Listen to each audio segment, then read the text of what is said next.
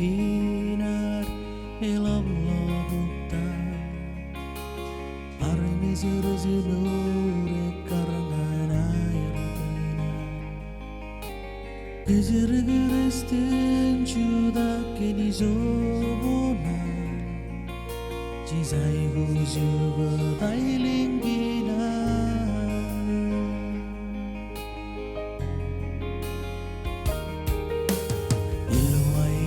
ginar ilallah arni zirzinure karna air dana gizirgiristin juda kini zobona jizai gujuba dailingina jizai gujuba dailinginar Tarina ipendem izogodem chees kachida kajorum galio ari rose chervani pendon bezen win bigaileni in a mansion I was with Tatargarioni Rochise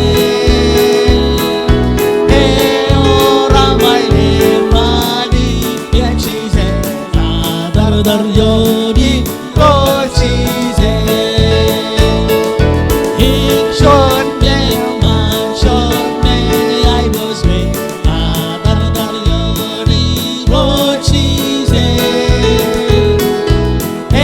ora mai ne mani Rochise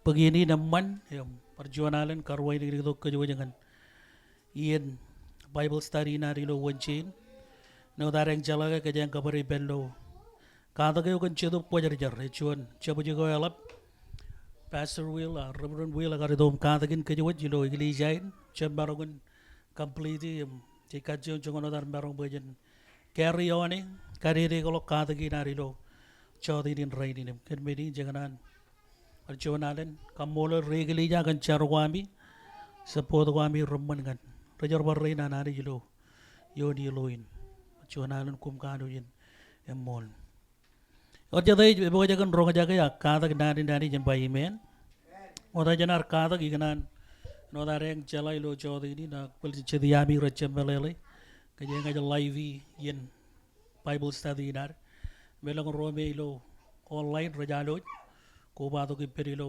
Chaudhary नी गनार कादा की बेन रो नारी नारी जंगन रुतोलो रोद के एगिन नाने एगिन कनाने वा नारी बावले बाजरी रो नहीं नीलो Charbalewan run rutto and what cries are rutto. Amen.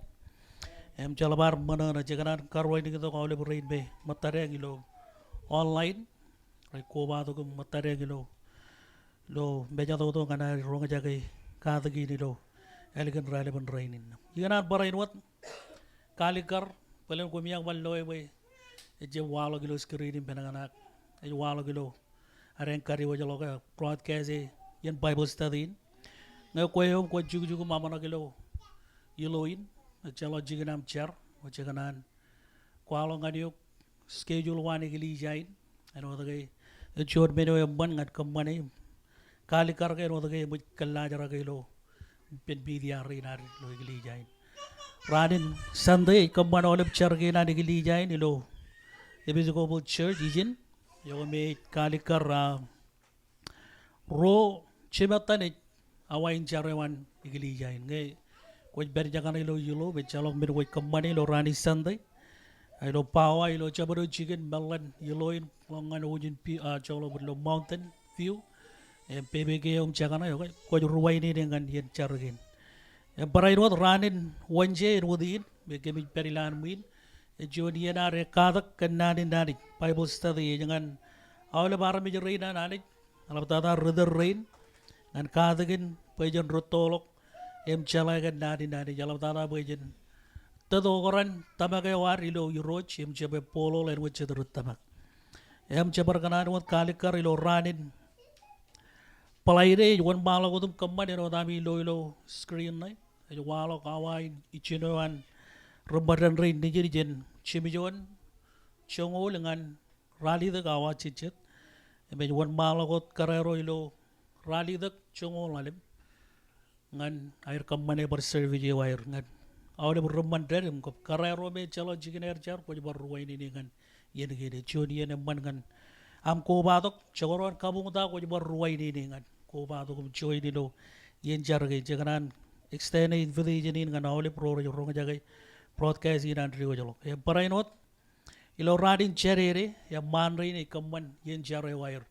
Ilo PBGO ne ko jala ka jen brother Renol anidak ya ko. Iyo ya manrin red kamman e serve jo wair awalnya sadar de udem chalok. Ijan lagu dengan war utama ik jadi berkacau lagi road ilo yen cargin. Em ko ruwai ni dengan em man ro jo chabaro dalam tada ilo bebe keo. Ko ruwai ni dengan yen cargin. Okay. Chabaro ke lela kelang kabubungan di road. Jor chadai pojagin kadak pernani di road yen bayi men. Cari reolok colo berwajah olok kejangar pojarakan. Peptai jelo cedup pojajar elang benoko kejangar kerono kaki. Em jaga runguri. Lo cho ini rainin ke jangan jatuh ke bajan kariri kalau kadagin aja kariri kalau baj labot kaje jatuh ke kajian ungur cerbale wan cedup kuajar cerbale wan cedup kuajar ya ngai ko take note chojim ke boj note ko am ngan ranai rajalo je ko to provide the all ben information gini lo pen media TV na nigli jain mora janar won malang to me kadak kajeng cer Maji alok ini baca tu kuaja jar itu kom kadagin ke jilo cawat ini raini cenjar coci bejal kamolo lengan dari rain di jerigat peba ke nair kap printer e wire berger merongan provide ijika bar rolim read note ikan kejar balot iPad ceni no igar calagan mini iPad ilakar kejar bal iPad dengan kia ijika bar rol dengan note ame cor menel guna man kumol kion kana magar mana na incibang ano dami jala kay bidia jay uji ay berin ibu romo jawai baconian kata berwan bidia bayan balang air kain cerwan cojim cibang bidia rin bayan menagain mayer rene malak yan cara kain rene malak talafay jilo areng ledo ledak nani di roje men ko jala e jabay areng kariwo jalo nani jilo perengot yang ingin guna narai uji kariwo jalo kilo meja tu, awalnya pura jeloi, awalnya pura jero ronga jagai, em cioni na opportunity dengan kerja bagian tabar roja tercang encala kan di roja men, em kerja kerja kamu lo lagi, awalnya ben benegain em jangan ani dekat diper, bagian kerja balik, em berkuala kau, agar kuala nani ni kau, kerja tu kau jajar, agar kuala nani ni coba, cionian problem kau rolla raja wala ngadi gelija, kena kau, gelija cep kanan katalog ian dengan kerja tu kau jajar. Em ya mol menin arame jar rejido kim cer kijororun rol rejeb kana najigin cedop ko jar ragana di dok lor program olip sadde program olip wonche olip taije olip palaire rol regejororun rol men a ko jala igli jayo ani ji kejaram mane e igli jayo najigin cedop ko jar kada ke cedop ko jar ke ngai ji dok e jai guji ye di penar mi jorwan amen Meni ni kaya laban aur, ngaji jito kum kadagin kan cedo pojar jaraga cice baj kadagot, ag jai gujin najigin, katalog boy ni to kum emma kadilo serve jiginar. Cionian meno ko kamman boy arabe jaron cebu kotak, ilo yimmini ne ko ilo air ruwelok, mi to ngan cerbala nanit, ko jalo echalo ko kotak ilo mbe urwair, ko jala yata kay, eno ta ba cionian problem ko rolla bilo igilija ikana kay. Rama kajan roll, recep kanan najigin yen ancedop kuajar men, em cedop kuajar kay jai uji yen penar me jorwan. Tai cebegin medo Bible aja bagai, kabiteo rubilok awalep chain gor kajur, amen. Em kabiteo kay tai bun cedop kuajar ngay cedop kuajar aja kuilo yen charwar, ngay cedop kuajar ewan tele kajilo yen charwar, kajang pan kamman cabareot. Eme chalok mene ne walong ngadi gilija elangai cedop kuajar cebe magut. Emberin ke yaur ngada awle perwalok. em chep na jigin chedop kwa jar chedop kwa jar ke Bible ba chin chep kaburu muji men chonian menogo arme jorana di rai kamari lo kaburu muji chedop kwa jar rai kilien chen chedop kwa jar eno da ba program itu ko roga jaga nani amen rajal manak bayegin ke jaram maneo imut ak chemmelolok ba chedop kwa jar rai jai gujien ipen arme jororo nani men awak kaje yang dia walak tangan katagin ya rai wuj bayin kari wajolok meneo gunin gana gay igali jain yattama kilo yang magadan chedop kwa jar ya balen elang rajo ronga jagai katagin chedor yattama ke chedop kwa jar rai jagar ngadi yeno ko yetot ak menin ke chemmol chedop kwa jar cherbal ngan raidin men awak kaje magalela kailang bujin kabubungan di roch.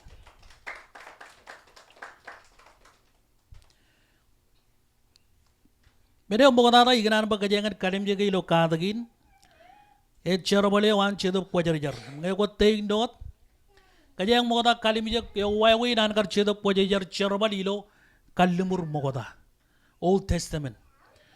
Injep ikan apa konjen melaloka kalimur mengenai ke ugo kilimiji. Kalimur mengenai ceniji dengan malagai, bukan malagai. Kalimur mengenai mana? Old Testament. Kalimur regel pok bulu na ugo bulu konja ba kalimur regel pok bulu yang ugo bulu yo jadi ba ugo yo kilimeje jadi ba laboro etto ergar inspire kan cedop kwajajar ilo air gar che kadagin nari di roch kaya wan mala kodum kanono ipendron wala jana kacedok bojana legalo bible kay narangan pokoknya challenge chon cebada kabroyon ikan kali karangan ke jenot ke kejang aja katak cedop wajar cerbalan cedop wajar dapat cuan ilo kalimur mokoda dapat cuan ilo kalimur mokoda segi wajah lalit cerbalan cedop wajar kon ce dapat cuan ilo kalimur mokoda tayo wawi nanagar cedop wajar cerbal ilo kalimur mokoda yang kejang aja dan uang ijalaga elang yami rajalaga diuni akajana ibar wan malo dem ridi ba elang chediare ragal ilo cherbali nem rai wuj bayran barchala amen kaino meru toilo chedap kajanga jebba jalla manako kan kajang magi chay wuj ban dajiri arame jirina nani ragal to ilo cherbali aga chane je chon chebada ka royo de wan malo dem kedono nanagin yem lala chalo wawin yem chalo kopan yem emberok yon mejal lomdo im chedubun ani je perwane mejen renogo ako menego je lo mo dara ijin number chuan human acholo bar ilo number chuan human e kali karanga dige dige chedup wajejer ar pukonan ilo kamana maneo yen kamana maneo kaya ani jar kamana man langam law chedup wajejer yagar bar involve amen your an pat ilo yenin your matanar kamane ngana iba kay lala rechalo wewe ne barok kay nani ji kali karanga de ke chido pojajar ya reactive chinon kamanaman langam law men elang raj tambak menin ke chido pojajar ya ladak em chino jerbalilo ranin pendogojo ak menin chemul chido pojajar rej baranit ke jangar ka gi ben ragio chebereng will mer bar ka gi mi jigili jain ke chido pojajar rej jiwon men lo pele jib it juan thing juan aramid person amen kaya yang arkada gi benage jalai ing jage yoran ing jage jalai promo je jalai banana amen ole benage in charungri agilo chodi din kaya yang jido kum kadak yo wawi nanagar history nanagar chido pojejar cherobal ekar kalimur mogada eba nani chirungut beneo jilo mogada daga chido pojejar ekar involve active ilo yen kamana manyo ar cherobal kebewoj ngana nani idok em kamana man langam law em kajang je melolok ke nani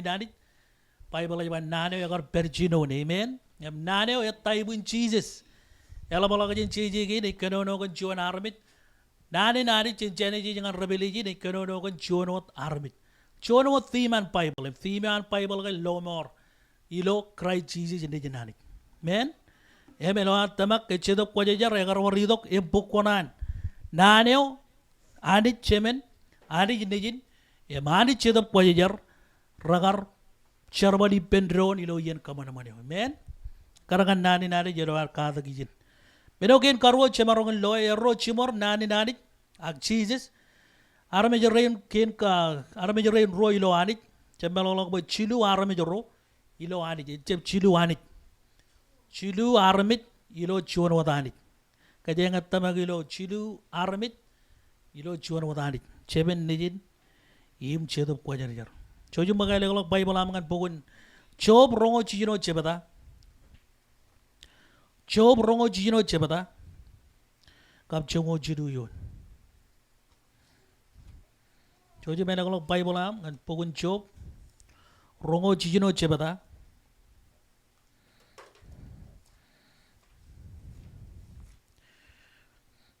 Em chongo chidu yun. Or jada em janlo in by amen.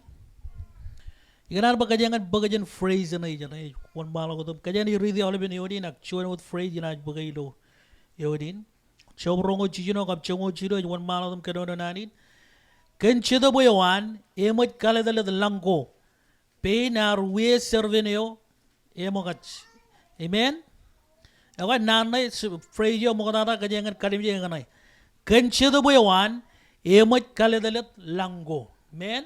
Belalain ba chedop kwa jajar egar bar pukwanan ilo yen kamanaman langam lang. Amen. Chedop kwa jajar cheb lazy ilgun active. Chedop kwa jajar kay kanan cherbal kanan e magdut. Eno wata nani active. Ako chedop kwa jajar bar active. An rainin. Et jangan kigi chiji jagar ba chemai cheb kakiji. Amen. Ngai tamak chedop kwa jajar cheb bar kakiji. Pay lolo jagay arme jorwan ani jeno da chiji jarwa inat ilok em chirgan dok chon richibang em richibang an regresse nagay echem mani war echem benogodum chiji per chedop kwa jajar richibang war men nga konan be kwan kajor ilo yenam pagtayo ko ilo chigu chabarot ben koy kamman opportunity ko romman chembelolok bayor chonam companion emanyan chiji provide yata ne chedop kwa jajar. Chedop kwa jajar is with you all the way. Amen. All the way. Enaj peripom. Enaj kajar banyok. Enaj chibangayok. Enaj kakajorayok ilo yeno ko kwa jumbanyono. Kamolo lani jigan chedop kwa jajar. Or chaday kamolo lani jigan chedop kwa jajar ba. Amen. Kamolo li roch. Kamolo lani jigan chedop kwa jajar. Sam. Chidu kab chijino yon. Kajay mo bar lale. Eno da bagay nani chijay would prove it. You know arkadono kagay. Chen. Kajar bal bariyun. Sami na ibar one bal ako to padiji lako tain me kajang ay kanono kagay nambachuan human nambachuan kay chedop kwa jajar regar pukwana nilo yen kamanaman langam lang. Chino ko jilu sam em chijino yun. Chem malolo ba sam et al menigay dem cher et chebata. Dale war ba sam chino ko jilu chebata. Kwan ba sam chino ko jilu kap chete na yun, chijino yun. Pwede na kaya alam minigin. Okay? Kaya nga nalay bendron, ilo chiru, kap chijino yun. Yor chete yung janlo yun, ba amen? Chojum laling. Kandanin chiyoba, yar kama naman langgo. Imero wadam chijaral lang, kanair, longin, adalan longin. Okay? Chijalo kay, nani, jangar involve, ano wadaragar chirong kilo. Nani, yagar bar chirwal. Right? Echep bajaragijin. Kaya nijar kamanaman Adam. Echalok berega chedabuyawan ega rugi na ilo podin. Menono yin meur. Men? Menono yin meur. Chiji jagar kwala nani kaya nani ko yigar kanonongan ko raj chedab yim raj kemeur. Raj meur. Ani jigar kamanaman arbit. Arbit yung mukadada ega rug. Keduan meur ngani.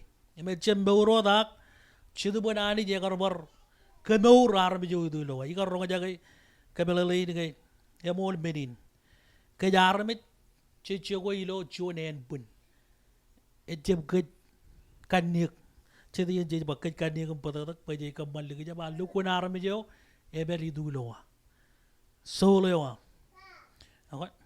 Aja wan malang ko tum Kali bijak barcet cebeta ko me robor perilo belelin kanana idok cebeta ki di negar kanono kagi do chodidin iganan bo kon tegi te chojim raidi ya cebeta ki nim bokin em cebalagam ridi ne ko bojak ina won mal chane ji ro cebeta kap chim jonion chojim chegi chob rongo chim jon kap chilu yon barchegi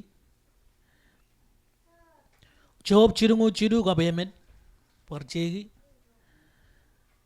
sam chibugi yemen kap chilungul yumunot nanin chedop kwaje jar regar pukwanani lo chinon kaman man langam lang ken garwo kayang wan law tak garwo jil lang yon china ina kachung poko ched yon boy kayangan ka manare nga ka tak bendolo chodini chedop kwaje jar yar pukwanani lo lelok nane wan ngan arme ro an hanit ini yorba chedop kwaje jar ar pukwanani lo lelok nane wan ngan arme ro an hanit kaya maglale mo keberilo pukod ni maya ikanono kaka ilang barwan chango ko chene ilo jan nani ni rot pukod ni maya radim jon chebata ikanono gan minin kaya marong kaya lang pay wala kware ngan pukod ni maya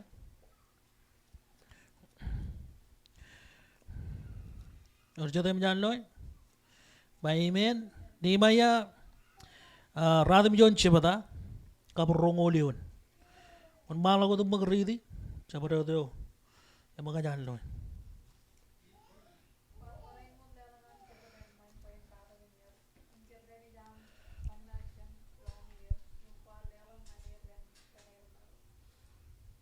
amen kwalelo nganir cheda boyam benta atan nana iba kadaginir ako kwajelo cheda kwajajar kadagin arme jorwananit nanewan amen begin wuna da rayu gujilo yen bible study ginam chabaro do wala kala dom kwala ga bar kajarbal melelin yai guji chedap amen payen kadagin git payen chibang git ako charbalan chedap kwajajar ilo kaldimur moda chejebal lo da gar kaman man langam law pakwanan ilo yenin ak chejebal lo ye agar bar chibang kamman bay nani nani ene man an arme jorwan kadak kage em ebar war chede wono ko iganan ba kajengan bar kalim jegi chojum maglale lo ro chamuel rongo chidu jabada ro chamuel rongo chidu jabada chojum maglale ko pai bolam ro chamuel rongo chidu jabada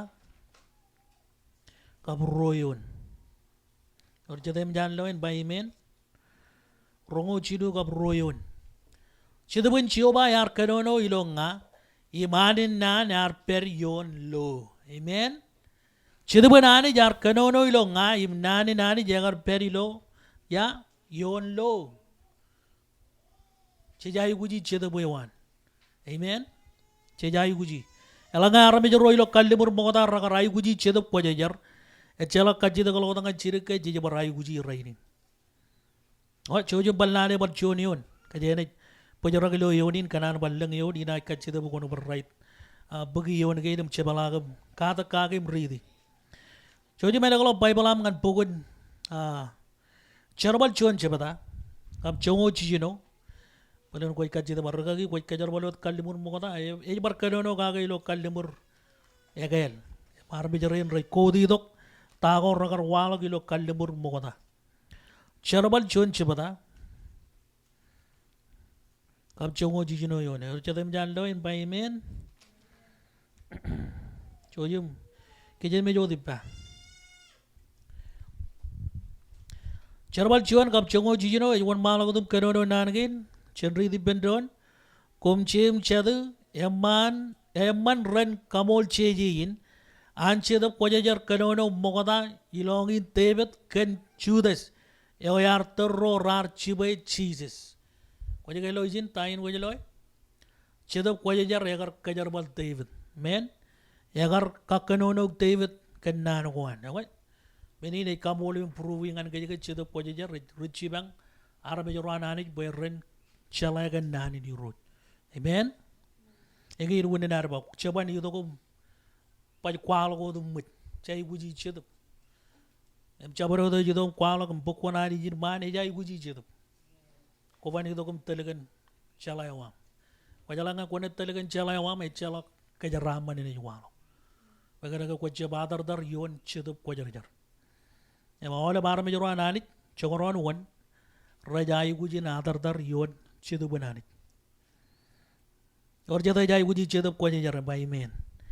Awai ko wa wajibyo. Kiyak chenchi yon again kanai rilang chojum par right town yon again. Em cebalagam ridi lo kabi juga dena mo mekadak. Iganar mo konje bojara ko dijin ilo am kadak ilo yen konje again. Angay konje balagam yo ramien chojum kadak pogon rutolo. Itama kajem bojak. Pada bo chongo John cebada rongo radam yon. John Samuel chongo cebada lalem ngan chiljino yon. Para ino John cebada na yon. Chongo cebada kap chongo lion. Ro koran ajolo ro chronicle rongo cebada kap chongo lemen. Para ino dilo rongo lemen cebada kap chongo radam yon ngan rongol. Yang pogon Nehemiah radam yon chilungol. Pogon Isaiah chijinongo chuan ngan chilu.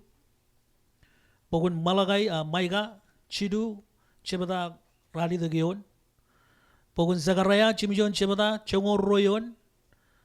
Pogon Ropida chuan cebada rongol kap rongo chuan yon. All ben yon again cebalagam ridi. Ye meno am take note. Kwana chibango ke regolog nani jilokoi. Pada ba chongo chuan rongo radam yon. Chuan Samuel chongol wale mangan chiljino. Em chongol yon. Ro chronicle rongo cebada chongo lemen. Par rongo lemen cebada chailo pogonayot. Chongo radam yon ngan rongol. Nehemiah radam yon cebada chongo leon. Rongol chidungo leon. Isaiah chijinongo chuan cebada chuan ngan chidu. Maiga chidu cebada chijin rali de yon. Zachariah chimijon cebada chongo royon. Mereka ropi da chuan cebada rongol ngan rongo chuan. Mana kay? Okay. Ekarangan Ezekiel, reganan Ezekiel, chuan kagale ngan celagan reganan wanro jengin. Raj magay ekanair nan in kanan. Ijalagay na rongo jagay chidu bananit. Raja rongo jagay magay. Yam kajala chid ilokal demor mota kay agar war reganan wan.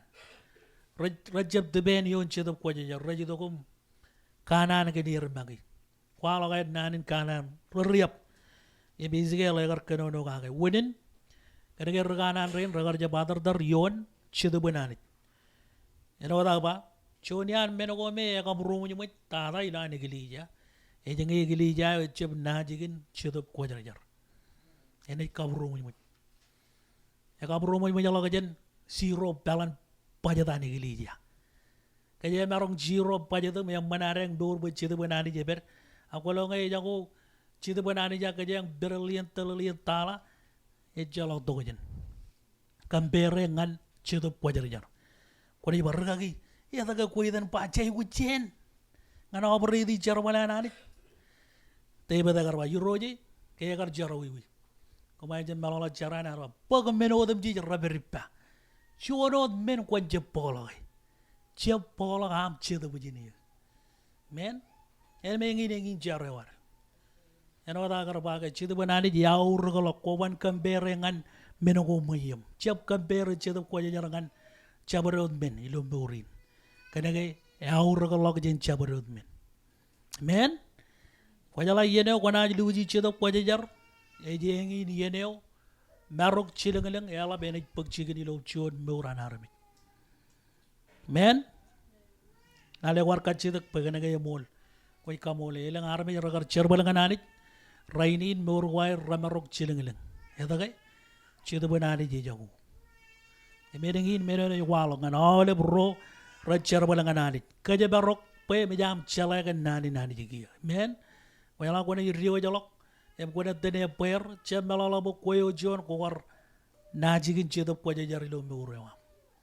ngai ko na faili ko barchuanalen ngai ko nan meu ilo John beure barok chilegalang away ngin beur without chedabuni road ngay wad beur pen yor ray naman yor chegone yor langlang yor wan malak yor etengiri amen yor kajadiri ak beur without chedab kwaja rajalok inebada ilulu amen koy bol menin kaya marong kalelo punyin kabubungan di rojim ngan chedab kwajar amen no kalayan na yung mona kaya ang bijigi kumain dyan bijigi way medyo lali na jalo yung kumain okay itama kami niya na olive cheyo na gate eno ta bagay karangan Israel agar kanono modi na medyo ro ilo terewan chedar raganan wan ragar kanan without telan cheduk pajajar mengayan rain chedu banani jar barong ini dok yon choneo yar jab chimoy chimorone wan ipenani pen kanono kan chon naneo emol kan arme jorwan ali chojum banani lo bugun neum rongole men chebata ka broyo ne chalaga bugun nak nge or juane marong ridi bugun neum rongole men chebata ka broyo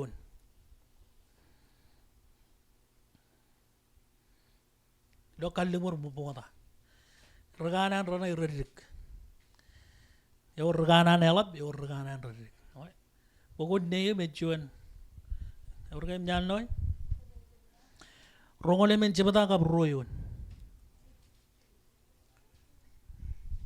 chalak rongole men chebata ke ako kumain mon ali gar ke berentai menit cenaj lu kun do jange par kajabala to be ena manala de kata ke bendon okay kajang walal takot kajang berigelo namba chidu wa winan gar chedu poje cherbali lo kallimur moda ekarangan nani leadership wan arme jora nani jilo kallimur moda kar kagajo reer gan chedu ini road ini barba leadership wan arme jora nani jilo kallimur moda kar kagajo reer gan chedu bun ani jettel arme joran ilo chedu poje jaran brother ro rajai gujin adar yon chedup ko jar iben brother ro wajja je jalo rudala ni gili jange iben brother ro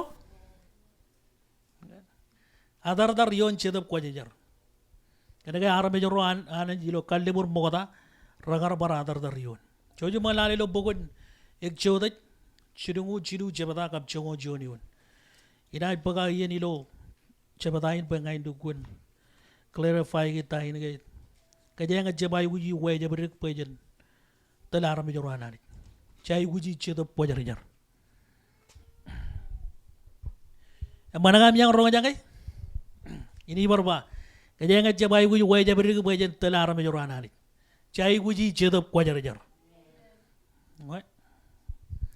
chidu jabada kap chongo choni one one malagudum kanono nanagin im chioba yar kanono ngan Moses Chelmairon jimai eno da arami je kanono ipen charan emar par chabala ngan kemeo akari jaran chajuan nijin non chol ligao arja bilok chen iloan moyo ijaja tain ko jelo jinak pai na to gi nik kabela legan ek choda chiru kap chongo jonion e kanono kan Chajiwa agar John Rudel erro Moses merro agar perilo min me kanono kagai kanono ko ni munugu ko ko de ridi chino ni on gen laltak jin chibatai ni kwalo ko Moses moda agar char egen char ilo munugu ko bar John Rudel agar bar char ben ko yala dan Rudel Chajiwa agar bar perilo char kanaga rarai guji chedup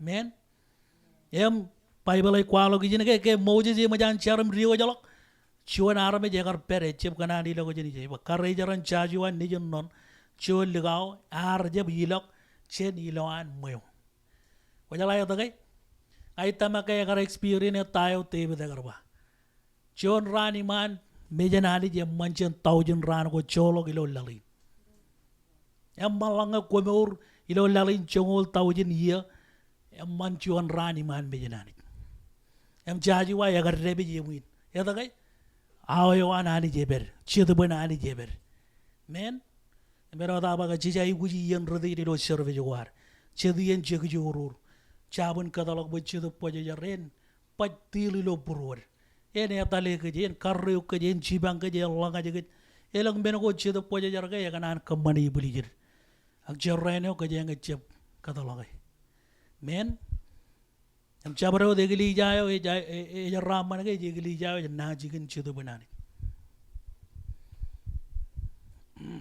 और जब तब के बाई में बोल में नहीं चिनुगो रोज जब था कि जंग चबला लिखवा चोनो जब था कब चंगो रात में जोनी वन चिनुगो रोज जब था चंगो रात में जोनी जाय लो बोगी नोट इनम के यार के बागे कैमियो यार लो कोनिन कावियो यम लो आयर ये मेबल इल्लुआन मोजेस ये मार चोलोक टेबल को चेन पेन ये मार रुबई योन तोलोयो कोई करो दोगन Kumain jala ke dia na Moses jaga rini bata ipin arme jorwana ni. Agar kaman bancuan ani juan jen ani jo yomol. Ke moja jar pyoga ke im kelet chijlim jon ngol elder ro peren chibange tel Israel. Ani jar pek chedoboyo ar yon Moses im ligud yoir. Ini barba. Ke moja jar pyoga ke im kelet chijlim jon ngol elder ro peren cibangai em cibangai ke jikero dogon kumai ke mi pepe na dogin poje jagar chaji arme jorwana ri je jibong logom bong ya talem batano jirge belo father law ane jere dogon bayo kai moji ji lo wa winan kamane ba ko nya one man ko jai guji kala chet em Moses jagar ronga jagai nanin kabilak chenchemen father-in-law yawan em kammane tayo ngar kammane ya bekar kan bible ay kwalo gi jinagay chido boyo ngar peri ben Moses ani jegar lelok em kajaraman parruder rojet em rar barongun chibangay lo chero balyo men jaja tayin ko jelo jinak pini day kali karangan ke jagay awle brudel rajay gujin ubrak kan chido pojar ini barba ngeruder ro mogoday lo kallimur regel e changan walo ke gili jay lo darin ngera rai guji lo terre ko yewi chongon arai guji rainin rodoro ko tamake minin awa pegot chedo pojejar kona ay guji kanan or jon kije ururun kole marogan chedo pojejar ilo am rojelo ko lim chibong ilo am cher kon jeb ilo kon rebiji awa kaje wallal wajod ilo katagin ero ta kay rodor rain ani jar kajaram manegan chedo boy ogar ben Moses ani jar kwalo ke chedo melele chedo pojejar yar ilo karangan ben rongo jimjon chebata kap chongol rali de geon e lukun confirm tain me ani jagar pagajen Moses em lelangan rudor rojot em kanan rigien ina gon malo dum kamelele e cha chedo bin wat yar idok yon kidion ilo pogon riagajet tijino chebata chidungul emenion Pokon ria gajet tijino chebada chirungu lemenion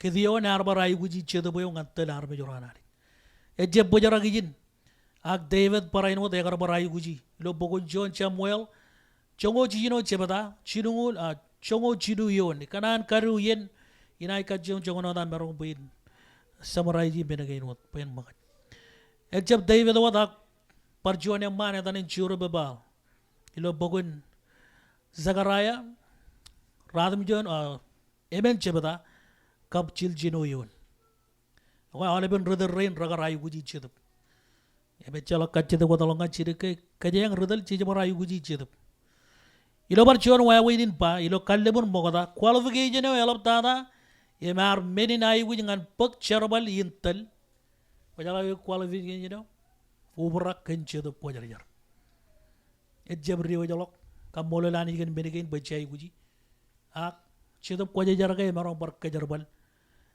kayneo e lelo ko bujele bolok mbeuran ngani chogoron won koy ko jido ko jeniya background rada na yam ilang chedar jito kung bayo ko kay nga puji ni ri kita na ha emi jana ni kejar baliw amen amen yawa kamolo la ni jigan chedo poja jarrewan pe jangan awlip rodel ro raja wujin par labala kai rai wuji chedo poja jar kana kay chuan beni na wuji alap ngan beur wair yawa ai dia in kan obrak kan chedo poja jar ijin echep yu walagot pepta ilo chedo poja jar karono ka ilo kallimur regel ilo kallimur mogoda ilo chuan bar wawin pa chedo poja jar ya ridok yim kakajor chedo wat ro kar kaladir ngan chet cherbalago regenolok ngananit em kabelego ko rabali lo bugun chidungul chuan chebana lo bugun exoded kam chidu yon kajin benama for certain purpose ani jagar kajar balir lelok chedo boy wan nganir rar cherbal ekar ngan yeneo ani jagar kajar balangan em ran ge ne kajala kajang cheram manilot ebebinin mogoda ga chedap kwaje jar jido godum perion armi jinane jim bilok ako jala giya chedap kwaje jar jido gum chewi ilo mor ginar chejaram man ga kajang jaram man kajang malala ga lang kabubungan ani jigen kargam plan ga nane me kajang ban melele ga gi ak chejaram man boy cheberi lo ebebinin chedar ba ya go boy nigar perilo yen wan moji lamaro ak yen gen ramal men kajang ga within a wow chedi yen go me nani jegar kano no ga ilo ran ko elik da hani jene luda kan chedo yon kan ni godum chit kajang ga jeb ilo ga jen menin ba hani jeme jan ligdi ngan kajang egli jayo kajang charam man amen rewa jangan aram jene terem ba ko rejaram man kana ga chedo ko jaja reberipem pangan arba jene terem kana ga chedo ko jaja reberipem ta ite beripem ga jago komeng gitu gue jodi ni ada man ingin gue nenar kijan kaman altar call arami jero anani jero jai gue jubur men parang ay jai gue jeb jono dien cedera jeba yo gue rugagi ngai jeb wan man waje boy yi karu berak 1957 ne jago karu berak ko je warai gue jigi men cede banani jige kakael ge jo de bien bilo jeb biji ngero ne altar call wan mal jeb katar rugagi amum tiga dam one malak men jogoron one ngay ko jay wuji cheda ba kay ko ne kali kare ko kole gani amen ne ko men ke joro la ko men lamut to ko ben din ko bujara mataro ci ciot boy dum ke jam bujara gijin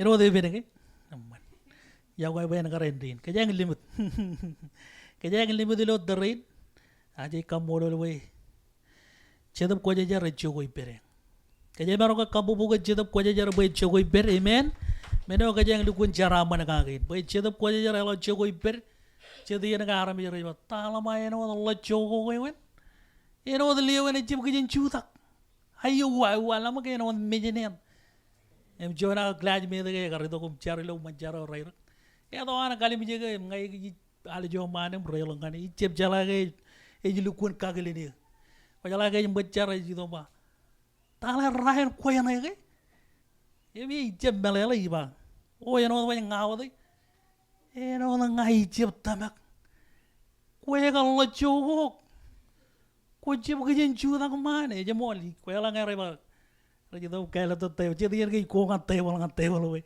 je dier ga ge roi ba ya wa jeni gele chek chen ngana ne te wal ngana ba ro judam rit em ngai igar kodo kilo table ko wi jeb ganan rit che dien rolak jibe i jillo ko wi i lugun chok du ko na la chok ak beri ni to no yo ga chedap ko jar jar amen em na le war bulang ko de lo jone o me ko chep kadamene kon kam molol boy gana ga chedap ko jar chep khali jogo ngai ke jar balyo e marong bar ke jar bale men chona arabe jar ga ridok kumai game me choni en chiji jagar kambane cherobalan e bergaloro ragar itu kumpangan ba chiji kame en kubu jarak juan yamman bay kaju da golok timon ron lo ya tam kajar bale tam kubu jarak bay chep bergaloram wala ta ji e ba eta ko kubu jarak Yo je rie ko e ji pemi. Ngay jeb ciu mai ko. Okay kadalok. Men e me ngin ko yala nga ko jelo ciu nan cerga ngal nga takum. Ciu ne me ko jeb kada beni. Na le war ko bo jara ngay. Ko manana we e bu ko na lo jar bala na.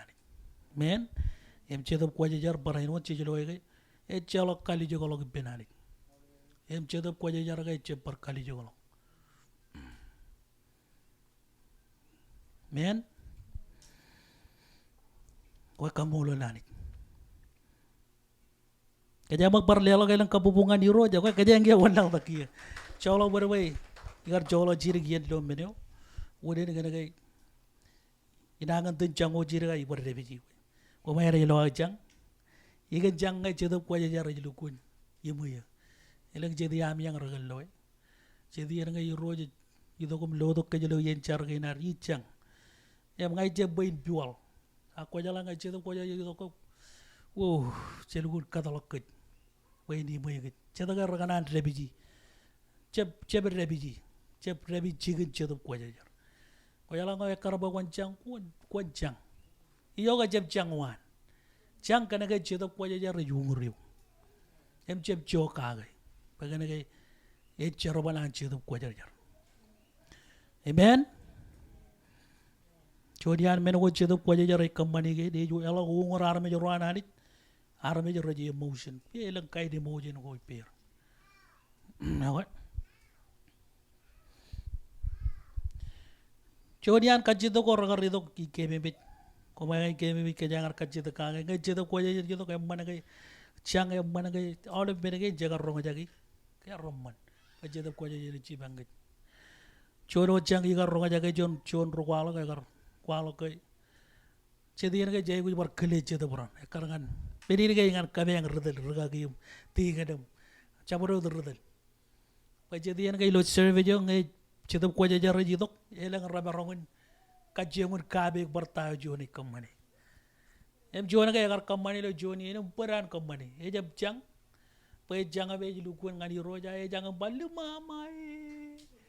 Jang awan e jem ngani roj. Jang awan ibu rongo je be jago chinin.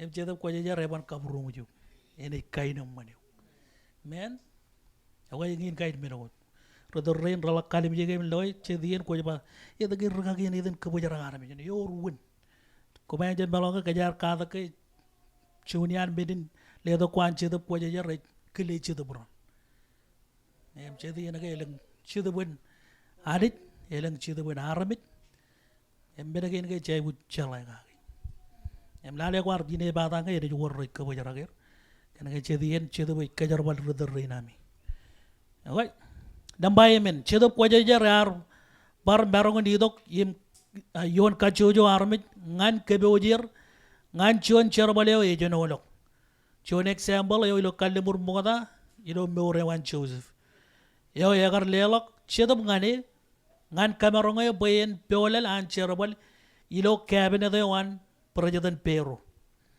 Ilo bukan chane je yongol chion chebada kap chidungul rali dagiyon. Chedabuin ngane agar kamarongo yo boyen peola nan cherba ilo cabinet din mean Pero. Chen parainot belele gan armejerin ro karangan nani na pelsilal kap ailiap ro ani jar kobra ger gan chedab perin kamman cherbalin kabelago ay guji ngad ekal an himan kapereo im parainon peren kadagan rochet e ko nan pruwi ko e berilo bogon exoda chirungu joni yon chiwan ngan chongo jino yon e paraino dilo chirungu lalim chebada chirungu ngan chirungu lalim yon ay di ayin kan obrak kan chedap ko jajar ijin echeb yuwan lak peptai jilo engan me kejar kanono kage agilo kalimur moda cedap ko jara rido ke kakajor chet beren marongen obre dido kajor rewan e bilo kalimur moda ani jar kajar wa chichu yair ngan kamane certain privilege wan okay na balalim ar baraino the word chuan meneo ror ilo kalimur moda rar chala kage ke cedap yar kanan tel chuan armit ilo chuan meureo chokun wa chuan ilo meurin wenik ta melelin tebe dar kanan gan menin ilo chet yan sam wan ilo lemongol chuan sam kaya malale mak lemongol chuan sam gap chongol ngan chunungu chongo jiru yun or jadem jan lo in baymen sam lemongol chuan gap chongol ngan chongo jiru ejulu kun wan malo dum kanono nan gain wan kaman man purwo roilo nga o anit im kagaila ijmo ilo wa wan jeb cholo ge jen iman mejam im wan jeb pek chen nga am chedup ko jar jar wan kajabala to ngani langalang yun am lomor im bawriya ilo puro anam got ine minaj kadagan ro rubber yalo ko air a yalo ko am im ro rujaro wiwi ranaju welok ngan yuk men ngojonin men je kamole ilo human melalin ke tevet egar kanan ken medin ilo saminan ngan kade karga chedo bayar kanan tal chuan armit ilo chuan meuro ejo kunwa chuan meuro ilo meuron wenek ano dan tevet kamelele gagijin ebe parain wat paniji lako dilo chibugi yongol chiru sam chibugi yongol chiru sam kap chongol yun chibugi yongol chiru sam kap chongol yun or jatem jan lo in baymen chibugi yongol chilu kap chongol yun maka chen wan malo dum barit kon kadagini ilo kamanamanan kelam poy koya hari am cheda bayamman kon tele ilo ene in wenik men melalewan dambal halim kadado kagilo yun again arme jorwan ani rorar lor yalin wen choir magay im jabronga jagay ani ral lukun magogo il lor yal im wen beur ko an chedep karangan pugun cheneji chongo jino jebada ka royon pugun cheneji chongo jino ro chojum jebala kam ridi rora jiligja bin meur kan chedep ani ilo mol rana jion ched wen kaje chenani kajamak lale maglo pugun penabun chongo lemen jebada ka rongol chiljen rongol radam jon ngan kamol melelin rora jiligja bin meur kan chedep ani ilo mol rana jion ched wen kaje chenani penabun kaja ngaten prove penabun chongo lemen rongol radam jon penabun chongo lemen radam jon rongol radam jon chongo lemen rongol radam jon wan mala godum kadono yon again chongo lemen rongol radam jon ubami rana pung ilo ene chemaranin im rodam je yemot puni yer yami karangan awleben orami chenratan chongo liya im chima rorar lodan naye en lodan naye awai jaja tana ko jelo ijana yak engi narame joro melo abajogo ilo ene chemaran ko mek jala ga ragar magogo yin pyoga ga chidu banani em taka je yung anir organa meron kwalak taka je yung anir yo ka je yung an kain arje pyoga ga ilo terrain kwat jugulamman rar jab relang ilo enin kallimuryo enin kenen em chemalolo bang Egypt ragar dali jen Egypt ngan kenen Egypt etaibin lalin kenen etaibin lang yang ay bet ada je bayar red chuan island yo beragam lu dagalakan milk money men chuan chicken ay naman nganir em drain anit ikebot lang ngan awle roret yawe men okay barjuanale nengin ligi jaboyo adi jalak kaje garami jerin raja berela ngai ay lingin lang yung kiyo ko marokat jito gergagi melelain bengai cep pyoga ke cedep ko jajar iban rela ngai lingin lang ayat no bible ay bayam man pyoga ke jen katok men Jabarot meno chedo bene chirongo bon kamane peongage. Men nale ware kumgum. Chedi yenage chedo belok chirongo ched men chemijak. Che kumgum. Ak cheberre. Oi, edaren bajen chulok menegin. Em chino katalok baj chedo banane jen kajar bali gili jain. Em magadi budi jen gili jainam. Kajar bal kacho yar. Kumaya ronga karpanani ke ani jige orang plan dengan kacuju yar wujilan min. Ebe orang minin ledo dengan kacuju. Jadi yang ke jeje walak kan ke emerong bijak, emerong cok. Abalen emerong war kaji dengan tayo me ko ing jaga ilo buru. Balen cedo be bangan dio bukon walak juan min ilo yen servidio. Ak ko bijak. Okay. Perjuangan yadarin peong aga cedo ko jarayar. Men cep cuan menenana mero daga loro drudale man ngai cuan tele man ya tane bargagi e or nanje ni roj ngani ibarong ga kwalo ki arami jo ronga jaga maole barami jinani jo ronga jaga am kammani awa kajani bajaragi lo namba chiljino em cebala ga tokom lale de anche do koje je cherbadi lo kallim ragal lo next Wednesday ngai an kelana ani jim cheme urum tabaragi lo wonchilla awai kajamalok ilo yeno ko an kallibun mogada chedo began idok yon ekar eno digar kamele kelok a kobrak chedo wadarmit kabarong yer ngan cherbal akanan are chelok chuan ludak lebelep yo elap yon oleben ailengin churujelem ilo kallibun mogada history man a jangan gar wor jon gathering an igli yam chedo kwaje jaragal lodok yemi ubrak awle burta magro ilo kalle burmoda kar armit kachojo ilo ebeben ani jegar kubra chedilo ebebeni akone nyala lale ranin pento gojo choro dien ke arme jorana ani jegar poro chuan chedbo nani jegar rido kono the logo rurur yor barairot amrar chino kanono gallo amen chedom ko jegar ludak ako ilo kallimur moda ka chidum ko jara changan gar ludak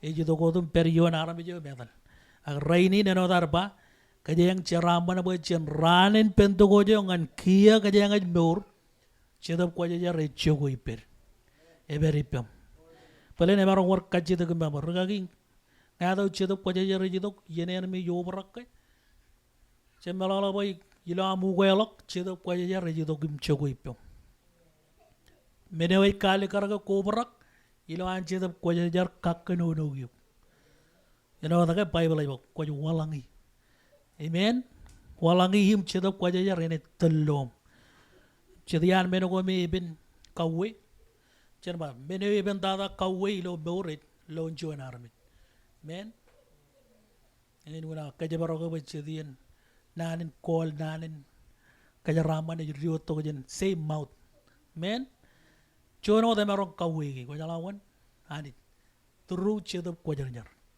am chedap ko jar kawwe lor em kajar bale men chedien ko bulang boy bay no li jone ne alaman ki jen geru ro gan arabnya yewe e alaman won mal ko lo jar bali o ya dagay o ka jeng ri bojar ki jen e bada yen chebala kam ridi yon again ko boja kenje choyo ro chebada rongo rali dak ngan rongo radim jon cherbar ro chebada emenion